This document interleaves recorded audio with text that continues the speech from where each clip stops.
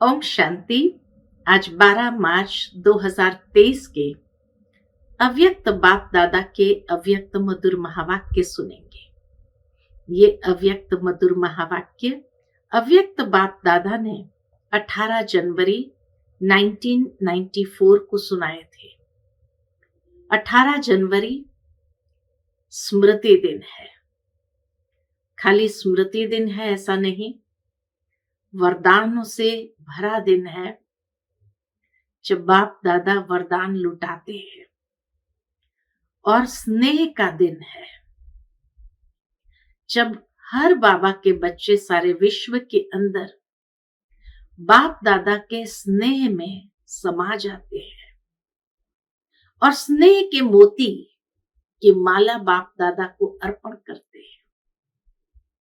तो आज बाबा ने स्नेह की शक्ति कितनी बड़ी शक्ति है, वो कौन से चमत्कारी कार्य करती है ब्राह्मणों के जीवन में, कैसे स्नेह की शक्ति मोहब्बत से मेहनत को खत्म कर देती है और मेहनत अनुभव नहीं करने देती, लेकिन मोहब्बत से मनोरंजन का अनुभव कर देते हैं।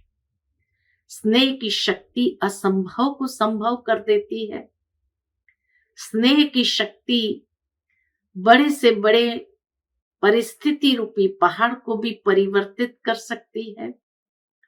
स्नेह की शक्ति हमें सरेंडर करा देती है, समर्पण करा देती है। तो स्नेह की शक्ति के चमत्कारिक अनुभव क्या क्या है? लगभग 15 ऐसे अनुभव बाबा ने वर्णन किया है आज की मुरली में, जो बाप दादा के महावाक्य में हम सभी सुनेंगे। आज की मुरली का शीर्षक है ब्राह्मण जीवन का आदि वरदान, स्नेह की शक्ति।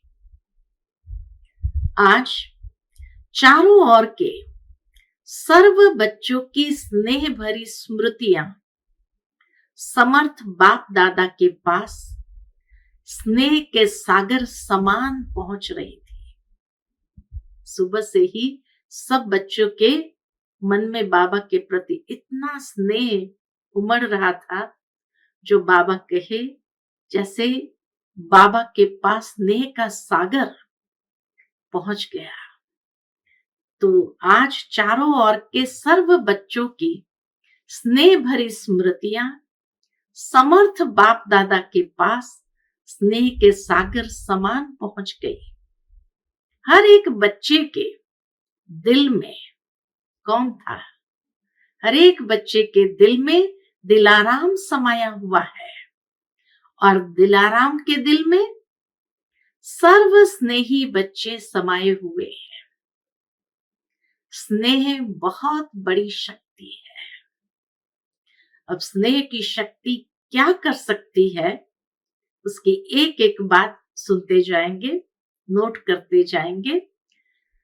पहली बात, स्नेह की शक्ति मेहनत को सहज कर देती है, मेहनत को समाप्ति कर देती, सहज कर देती है। जहां मोहब्बत है वहां मेहनत नहीं होती। वो मेहनत क्या बन जाती है? मोहब्बत से मनोरंजन बन जाती है, खेल लगता है। ये है स्नेह की शक्ति का सबसे पहला अनुभव, जो मेहनत को सहज कर देती और मोहब्बत से मेहनत नहीं महसूस होती, लेकिन वो मेहनत मनोरंजन बन जाती है, खेल लगने लगती है। दूसरी बात, स्नेह की शक्ति देह और देह की दुनिया सेकंड में भुला देती है। जब बाबा के स्नेह में खो जाते हैं तो न देह याद रहता, न देह की दुनिया याद रहती।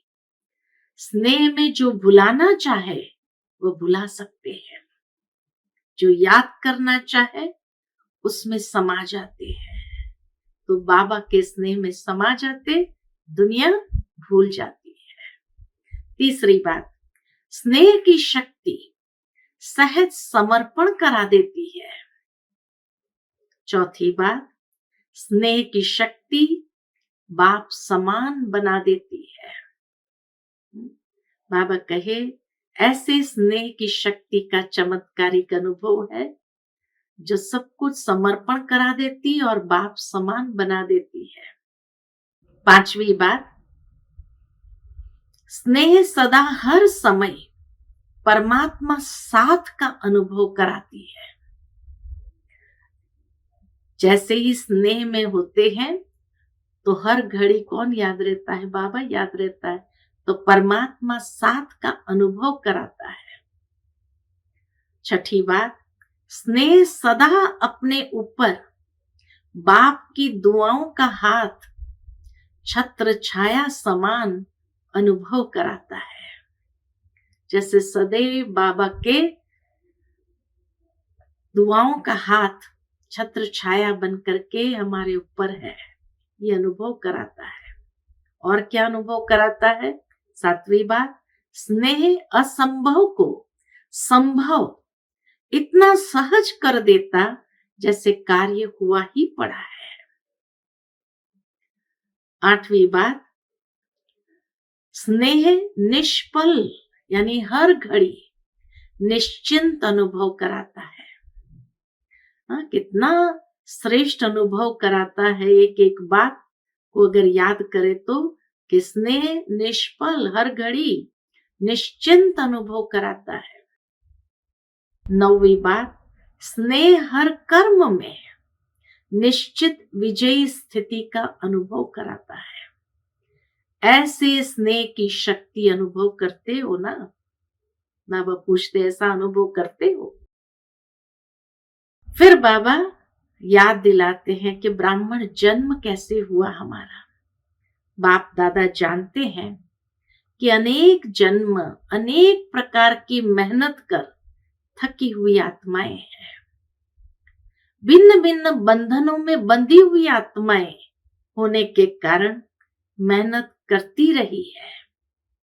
इसलिए बाप दादा मेहनत से मुक्त होने के लिए सहज विधि स्नेह की शक्ति सभी बच्चों को वरदान में देते हैं। बाप दादा हमें स्मृति से ले चलते हैं, कितने जन्म कितनी मेहनत किया, कितने प्रकार से मेहनत किया। अब मेहनत से भी थके हुए हैं, अनेक प्रकार के बंधनों में बंध गए उस मेहनत के कारण।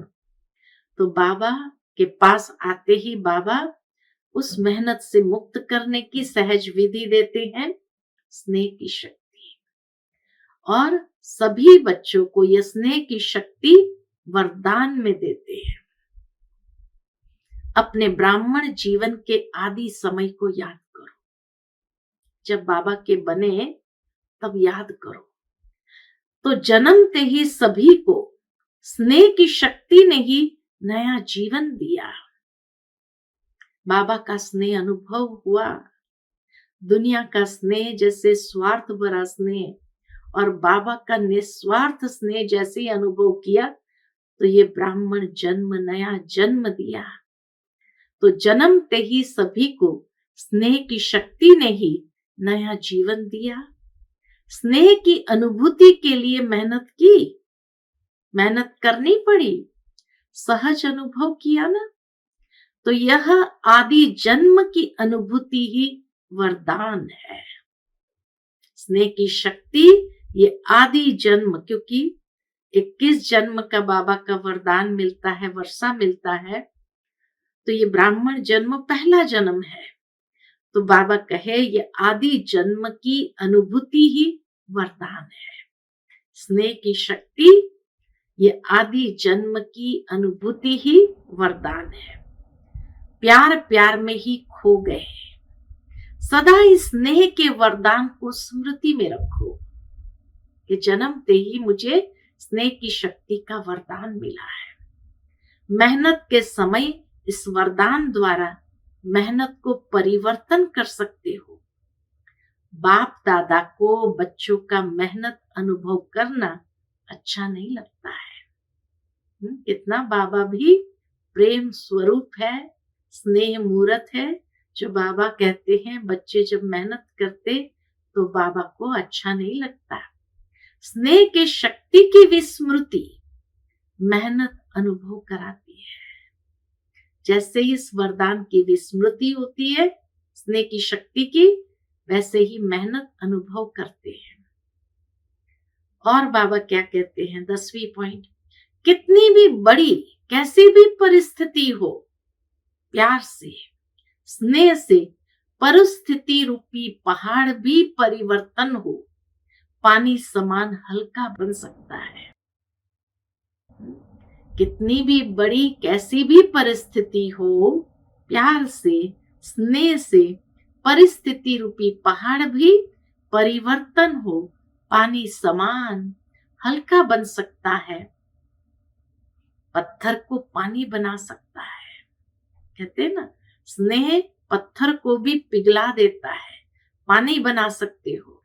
कैसा भी माया का विकराल रूप व रॉयल रूप सामना करे तो सेकंड में स्नेह के सागर में समा जाओ।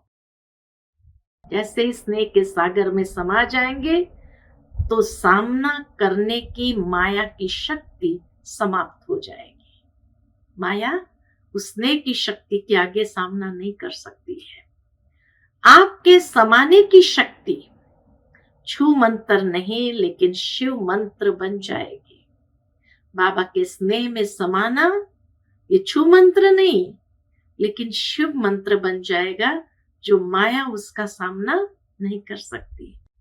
सबके पास शिव मंत्र की शक्ति है ना, कि खो जाती है। शिव स्नेह में समा जाओ, सिर्फ डुबकी मारकर नहीं निकल आओ। डुबकी मारना किसको कहा जाता है, उसको भी बाबा ने कहा। थोड़ा समय स्मृति में रहते हो, मीठा बाबा प्यारा बाबा, डुबकी लगाकर फिर निकल आते हो। बस ये कहा मीठा बाबा प्यारा बाबा, मन डुबकी लगा दिया और निकल आते हो, तो माया की नजर पड़ जाती है। जैसे ही डुबकी लगा कर निकले तो माया की नजर पड़ जाती है। इसलिए बाबा कहे समा जाओ, तो माया की नजर से दूर हो जाएंगे। और कुछ भी नहीं आए, और कुछ नहीं आए तो क्या करो, स्नेह की शक्ति जन्म का वरदान है, उस वरदान में खो जाओ। सहज से सहज तरीका बाबा बताते कि और कुछ भी नहीं आए समझ में कि क्या करना चाहिए, तो जन्म का जो वरदान है स्नेह की शक्ति का, उस वरदान में खो जाओ। खो जाना नहीं आता है, स्नेह तो सहज है ना, सबको अनुभव है ना। कोई है जिसको ब्राह्मण जीवन में रूहानी स्नेह का अनुभव नहीं हो? है कोई? फिर 11वीं पॉइंट, स्नेह ही सहज योग है। स्नेह ही सहज योग है। स्नेह में समाना ही संपूर्ण ज्ञान है। सारा ज्ञान जो इतना विस्तार है, किस लिए? योग के लिए। और योग माना स्नेह में समा जाना। फिर 13वीं पॉइंट, आज के दिन का महत्व भी स्नेह है। अमृत वेले से विशेष किस लहर में लहरा रहे हो? हम बाबा देखता है कि अमृत वेले से सभी बच्चे सुबह सुबह जल्दी उठते हैं और बाबा के कमरे में भागते हैं, प्यार से बाबा को याद करते हैं, तो स्नेह के लहरों में ही तो लहरा रहे हैं। बाप दादा के स्नेह में ही लहरा रहे हो। सर्व आत्माओं के अंदर एक बाप के सिवाय और कुछ याद रहा सारा दिन? सहज याद रही ना, कि मेहनत करनी पड़ी, तो सहज कैसे बनी? स्नेह के कारण। स्नेह के कारण ही सहज अनुभव हुआ। तो क्या सिर्फ आज का दिन स्नेह का है? संगम युग है ही परमात्मा स्नेह का युग। तो युग के महत्व को जान, स्नेह की अनुभूतियों को अनुभव करो। युग के महत्व को जान, स्नेह की अनुभूतियों को अनुभव करो। फिर बाबा कहे, स्नेह का सागर स्नेह के हीरे मोतियों की थालियां भरकर दे रहे हैं। कहते हैं ना, समुद्र देवता ने हीरे मोती की थालियां भर भर करके देवताओं को दिया। तो आज बाबा कहे, स्नेह का सागर शिव बाबा भी स्नेह के हीरे मोतियों की थालियां भर भर करके दे रहे हैं। तो अपने को सदा भरपूर करो, थोड़े से अनुभव में खुश नहीं हो जाओ, संपन्न बनो। भविष्य में तो स्थूल हीरे मोतियों से सजेंगे। ये परमात्मा प्यार के हीरे मोती अनमोल है, तो इससे सदा सजे सजाए रहो। चारों ओर के बच्चों की याद, बाबा को खाली एक स्थान के याद नहीं थी, लेकिन सारे विश्व के चारों ओर के बच्चों की याद। स्नेह के गीत बाप दादा सदा भी सुनते रहते हैं, लेकिन आज विशेष स्नेह स्वरूप बच्चों को स्नेह के रिटर्न में सदा स्नेही भव, सदा स्नेह के वरदान द्वारा सहज उड़ती कला का विशेष फिर से वरदान दे रहे हैं। बाप दादा जब चारों ओर देखते हैं और जब देखते हैं बच्चे स्नेह के सागर में समाये हुए हैं, तो रिटर्न में बाप दादा क्या करते हैं? वरदान देते हैं। कौन सा वरदान मिला? सदा स्नेही भव, और सदा स्नेह के वरदान द्वारा सहज उड़ती कला का विशेष फिर से वरदान दे रहे हैं। सदा जैसे छोटे बच्चे होते हैं, कोई भी मुश्किल बात आएगी या कोई भी परिस्थिति आएगी तो क्या करते छोटे बच्चे? माता पिता की गोदी में समा जाएंगे। ऐसे सेकंड में स्नेह की गोदी में समा जाओ। बाबा कहे, ऐसे सेकंड में स्नेह की गोदी में समा जाओ तो मेहनत से बच जाएंगे। सेकंड में उड़ती कला द्वारा, सेकंड में गोदी में समा जाओ और सेकंड में उड़ती कला द्वारा बाप दादा के पास पहुंच जाओ। उड़ती कला का वरदान मिला, तो इसलिए बाबा कहे, स्नेह की गोदी में समा जाओ, सेकंड में उड़ती कला द्वारा बाप दादा के पास पहुंच जाओ, तो कैसे भी स्वरूप में आई हुई माया दूर से भी आपको छू नहीं सकेगी। हा? जैसे ही बाप दादा की गोदी में समा जाएंगे तो माया दूर से भी आपको छू नहीं सकेगी, क्योंकि परमात्मा छत्र छाया के अंदर तो क्या, लेकिन दूर से भी माया की छाया आ नहीं सकती है। परमात्मा छत्र छाया ऐसी है। तो बच्चा बनना अर्थात माया से बचना। बच्चा बनना तो अच्छा है ना। बच्चा बनने का अर्थ ही है स्नेह में समा जाना। अच्छा, चारों ओर के दिलाराम के दिल में समाये हुए बच्चों को, दिलाराम के दिल में समाये हुए बच्चों को सदा मेहनत को मोहब्बत में परिवर्तन करने वाली शक्तिशाली आत्माओं को, सदा परमात्मा स्नेह के संगम युग को महान अनुभव करने वाली श्रेष्ठ आत्माओं को, सदा स्नेह की शक्ति से बाप के साथ और दुआओं के हाथ को अनुभव कर औरों को भी कराने वाली विशेष आत्माओं को, सदा स्नेह के सागर में समाये हुए समान बच्चों को स्नेह के सागर बाप दादा का याद प्यार और नमस्ते। हम सब रूहानी बच्चों की रूहानी माता पिता बाप दादा को याद प्यार, गुड मॉर्निंग और नमस्ते। नमस्ते, शुक्रिया बाबा, शुक्रिया। फिर बाप दादा की दादियों से मुलाकात है। आज के दिन क्या क्या याद आया? बाबा दादी से पूछते हैं, आज के दिन क्या क्या याद आया? तो दादी को हमेशा, प्रकाशमणि दादी को हमेशा ये बात याद रहती थी कि 18 जनवरी बाबा का हाथ में हाथ देना और जैसे सारी विल पावर बाप दादा ने ट्रांसफर कर दी। तो इसीलिए बाबा पूछते हैं आज के दिन क्या क्या याद आया। विशेष विल पावर के हाथ याद आए। विल पावर सब कार्य सहज करा देती है। ब्रह्मा बाप ज्यादा याद आया या बाप दादा दोनों याद रहे।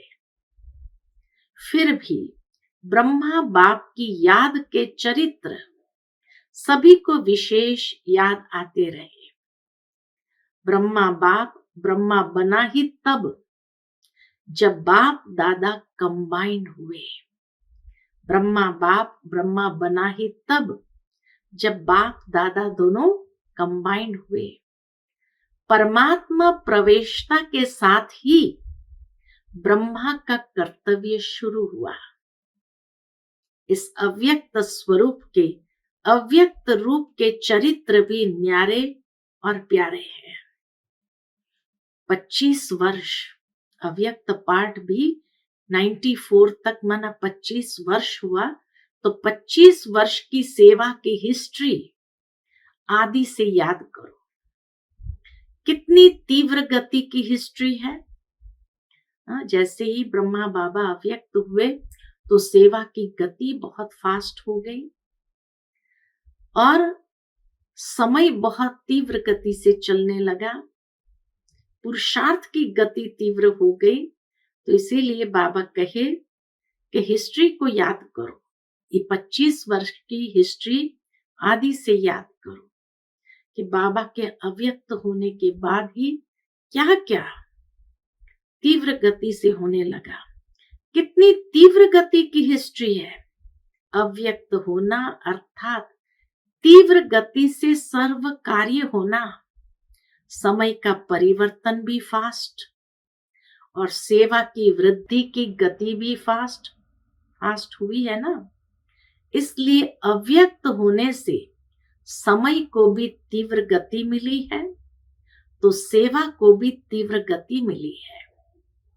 अव्यक्त पार्ट में आने वाली आत्माओं को भी, जो आत्माएं साकार ब्रह्मा बाबा के बाद बाबा के बने, अव्यक्त पार्ट में आए तो अव्यक्त पार्ट में आने वाली आत्माओं को भी पुरुषार्थ में तीव्र गति का भाग्य सहज मिला हुआ है। बाबा कहे उनको भी जो अव्यक्त पार्ट के समय आए उनको भी तीव्र गति का भाग्य सहज मिला हुआ है। अव्यक्त पार्ट में आई हुई आत्माओं को कौन सा भाग्य मिला, कौन सा वरदान मिला? Last so fast, fast so first का वरदान प्राप्त है। फिर बाबा सभा को देखते हुए कहते हैं वरदान को कार्य में लगाओ। ये लास्ट सो फास्ट का वरदान जो मिला उसको कार्य में लगाओ। सभी बच्चों को देख बाबा कहते हैं सिर्फ स्मृति तक नहीं, समय प्रमाण वरदान को स्वरूप में लाओ। वरदान को स्वरूप में लाने से स्वतः ही फास्ट गति का अनुभव करेंगे। अव्यक्त पालना सहज ही शक्तिशाली बनाने वाली है।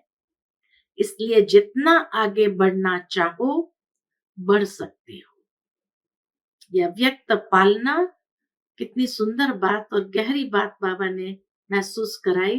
अव्यक्त पालना सहज ही शक्तिशाली बनाने वाली है। बहुत पावरफुल पालना है। इसलिए जितना आगे बढ़ना चाहो बढ़ सकते हो। बाप दादा और निमित्त आत्माओं की आप सबके ऊपर विशेष सदा आगे उड़ने की दुआएं हैं। बाप दादा और निमित्त आत्माएं भी क्या दुआएं देती? सदा आगे उड़ते रहो। तो बाबा कहे बाप दादा और निमित्त आत्माओं की आप सबके ऊपर विशेष सदा आगे उड़ने की दुआएं हैं। ऐसा है ना? दादियों की भी दुआएं हैं। सिर्फ फायदा ले लो। मिलता बहुत है, यूज कम करते हो।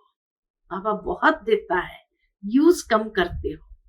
सिर्फ बुद्धि में किनारे रखते नहीं रहो, उठाकर रख देते ऐसे नहीं। खाओ, खर्च करो, आता है यूज करना, खर्च करना आता है कि संभाल कर रखते हो? कैसे संभाल के रख देते हैं? बहुत अच्छा, बहुत अच्छा। ये कहा माना संभाल कर रखना है, ये संभाल कर रखना है। अच्छाइयों को स्वयं प्रति और दूसरों के प्रति कार्य में लगाओ। जो बाबा खजाना दे रहे हैं, वरदान दे रहे हैं, उसको स्वयं प्रति, दूसरों के प्रति कार्य में लगाओ। या खर्चना अर्थात बढ़ाना है। जैसे आजकल का फैशन है ना, जो अमूल्य चीज होती है वह कहाँ रखते हैं? तो किसी ने कहा लॉकर में। तो बाबा कहे यूज नहीं करते, लॉकर में रखते हुए खुश होते हैं। तो कई बार ऐसे करते हैं। पॉइंट बड़ी अच्छी है, विधि बड़ी अच्छी है, सिर्फ बुद्धि के लॉकर में देखकर खुश हो जाते हैं। तो आप सभी लॉकर में रखते हो या यूज करते हो? अच्छा, फिर बाबा पांडव को देखकर कहते हैं, पांडव सेना का क्या हाल है? तो कहा अच्छा है। बाबा कहे सिर्फ अच्छा अच्छा कहने वाले तो नहीं है ना, ऐसे सेना तैयार हो। बाबा के ऐसी सेना तैयार हो जो सेकंड में जो ऑर्डर मिले कर ले, जो भी ऑर्डर मिले कर ले, ऐसे तैयार है। फिर बाबा शक्तियों को देखकर पूछते, शक्ति सेना तैयार है? शक्तियों की सेवा अपनी है, पांडवों की सेवा अपनी है। पांडवों के सहयोग के बिना भी शक्तियां नहीं चल सकती, शक्तियों के सहयोग के बिना भी पांडव नहीं चल सकते। फिर दादी जी ने समाचार दिया। दादी जी ने मैक्सिको की कॉन्फ्रेंस का समाचार बाप दादा को सुनाया। तो बाबा कहे अच्छा है, साइंस वाले तो काम में लगे ही हैं। प्रयोग करने में साइंस वाले होशियार होते हैं ना, तो एक भी अच्छी तरह से योगी और प्रयोगी बन गया तो बड़े से बड़े माइक का काम करेगा। फिर उसी समय लॉस एंजलिस में भूकंप आया था, तो बाबा को सुनाया। तो बाबा ने कहा ये समय के तीव्र गति की निशानियां समय प्रति समय प्रकृति दिखा रही है। अच्छा, फिर अव्यक्त बाप दादा की मुलाकात पार्टियों से है। उसमें प्रथम पार्टी के साथ जो मुलाकात किया कि फल की इच्छा छोड़ रहम दिल बन, शुभ भावना का बीज डालते चलो। फल की इच्छा छोड़ रहम दिल बन, शुभ भावना का बीज डालते चलो। बाप दादा द्वारा सर्व बच्चों को इस संगम युग पर विशेष कौन सा खजाना मिला हुआ है? खजाने तो बहुत है, लेकिन विशेष खजाना खुशी का खजाना है। तो खुशी का खजाना कितना श्रेष्ठ मिला है? तो यह सदा साथ रहता है या कभी किनारे भी हो जाता है? खुशी का खजाना जब अनगिनत मिलता है तो हर समय खजाने को कार्य में लगाना चाहिए ना। लोग किनारे इसलिए रखते हैं कि आई वेल में काम में आएगा, लेकिन आपके पास तो अथाह है। इस जन्म की तो बात छोड़ो, लेकिन अनेक जन्म ये खुशी का खजाना साथ रहेगा। अनगिनत है तो यूज करो ना। इतना अथाक खुशी का खजाना मिला तो बाबा कहे यूज करो ना। बाप दादा ने पहले भी सुनाया है कि प्राण चले जाए लेकिन खुशी नहीं जाए, इसलिए खुशी को कभी भी किनारे नहीं रखो और ही महादानी बनो, क्योंकि वर्तमान समय और कुछ भी मिल सकता है लेकिन सच्ची खुशी नहीं मिल सकती। दुनिया में कुछ भी मिल सकता है लेकिन सच्ची खुशी नहीं मिल सकती। अल्पकाल की खुशी प्राप्त करने के लिए लोग कितना समय व धन खर्च करते हैं, फिर भी सच्ची खुशी नहीं मिलती, तो ऐसे आवश्यकता के समय आप आत्माओं को महादानी बनना है। कैसी भी अशांत आत्मा, दुखी आत्मा हो, अगर उसको खुशी की अनुभूति करा दो तो कितनी दिल से दुआएं देंगी। आप दाता के बच्चे हो तो फ्राक दिली से बांटो। बांटना तो आता है ना, तो क्यों नहीं बांटते हो? समय को देख रहे हो, पूछते बाबा, समय को देख रहे हो? दिल से रहम आना चाहिए। जो अशांति दुख में भटक रहे हैं वो आपका परिवार है ना, परिवार को सहयोग दिया जाता है ना। तो वर्तमान समय महादानी बनने के लिए विशेष रहम दिल के गुण को इमर्ज करो। महादानी बनने के लिए विशेष रहम दिल के गुण को इमर्ज करो। आपके जड़ चित्र वरदान दे रहे हैं, तो आप भी चैतन्य में रहम दिल बन बांटते जाओ, क्योंकि परवश आत्माएं हैं। कभी भी ये नहीं सोचो कि ये तो सुनने वाले नहीं है, ये तो चलने वाले नहीं है। नहीं, आप रहम दिल बनो, देते जाओ।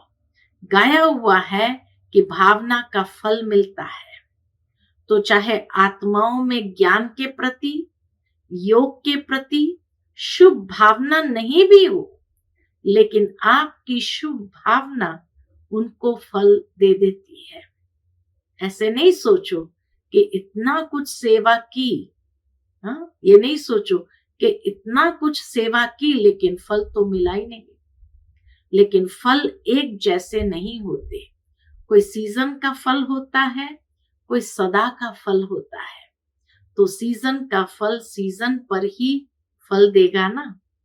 तो आपने शुभ भावना का बीज डाला, अगर सीजन का फल होगा तो सीजन में निकलेगा ही।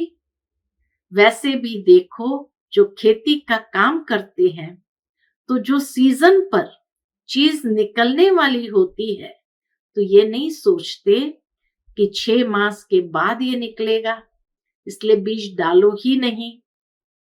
तो आप भी बीज डालते चलो, समय पर सर्व आत्माओं को जगना ही है। कितनी सुंदर बात बाबा ने कही। आप करते जाओ, आपकी रहम भावना, शुभ भावना फल अवश्य देगी।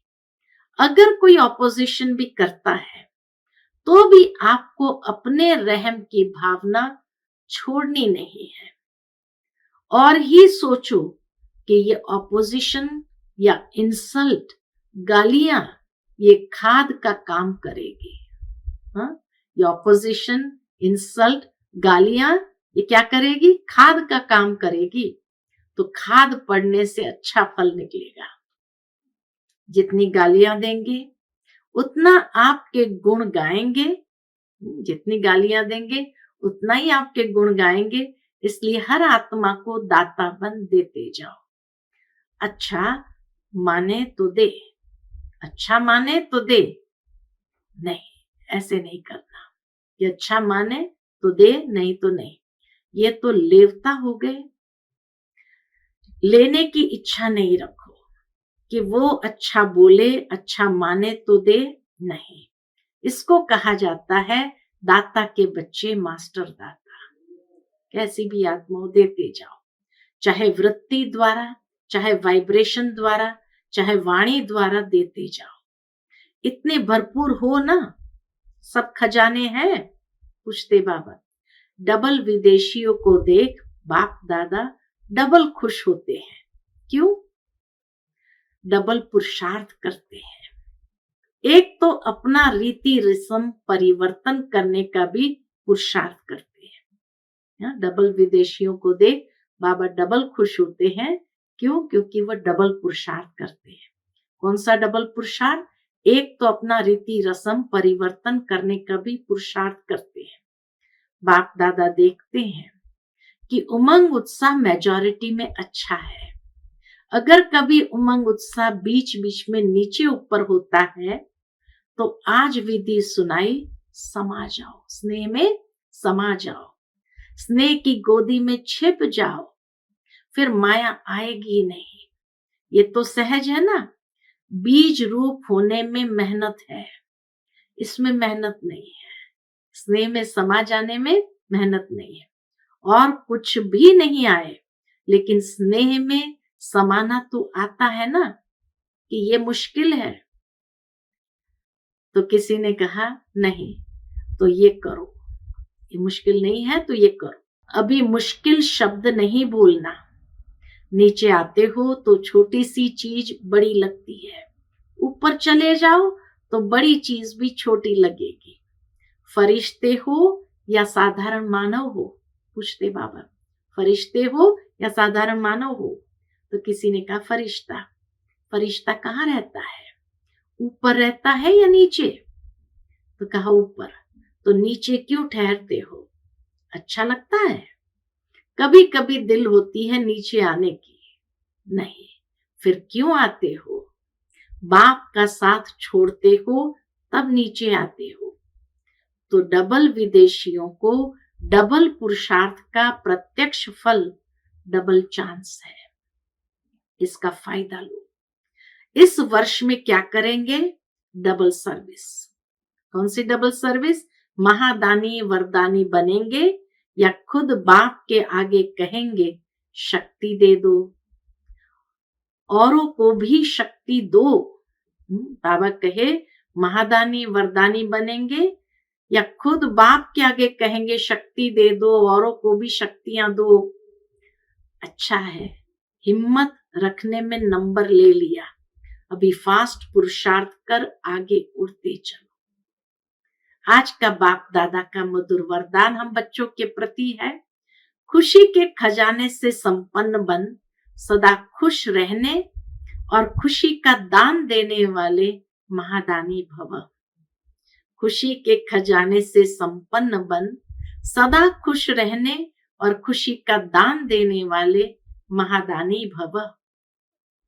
संगम युग पर बाप दादा ने सबसे बड़ा खजाना खुशी का दिया है। रोज अमृत वेले खुशी की एक पॉइंट सोचो और सारा दिन उसी खुशी में रहो। ऐसे खुशी में रहते दूसरों को भी खुशी का दान देते रहो। यही सबसे बड़े ते बड़ा महादान है, क्योंकि दुनिया में अनेक साधन होते हुए भी अंदर की सच्ची अविनाशी खुशी नहीं है। आपके पास खुशियों का भंडार है तो दान देते रहो। यही सबसे बड़ी सौगात है। आज का स्लोगन है, महान आत्मा का परम कर्तव्य है उपकार, दया और क्षमा। महान आत्मा का परम कर्तव्य है उपकार, दया और क्षमा। अच्छा, ओम शांति।